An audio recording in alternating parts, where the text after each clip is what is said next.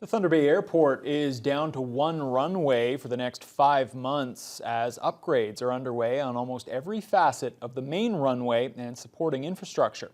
Mitchell Ringos was at the construction zone today to find out just how much this will affect passengers.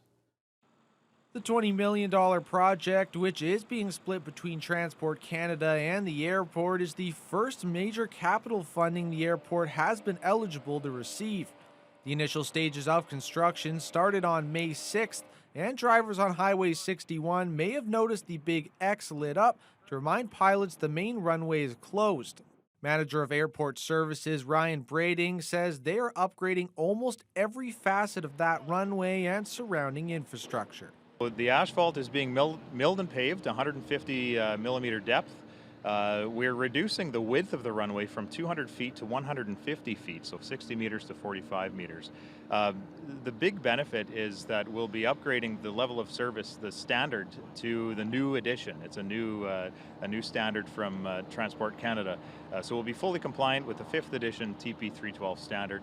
Some additional work being done will include full runway edge lighting replacement, airfield signage, replacement of cables and conduit under the runway, as well as a new sub-drain system.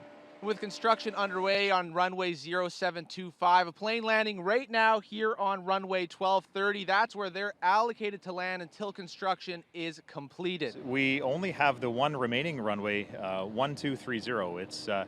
It's a non-instrument level of service runway. So that means that in really foggy or low-hanging cloud-covered days, we may actually not be able to allow aircraft to land on that runway.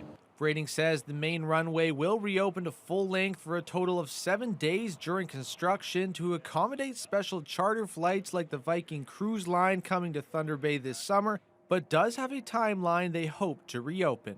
Well, the plan is to reopen the runway with all of the new infrastructure on September 25th. Notwithstanding any delays that we might experience due to weather or unforeseeable things throughout the course of construction, we're hoping to reopen it before the beginning of October.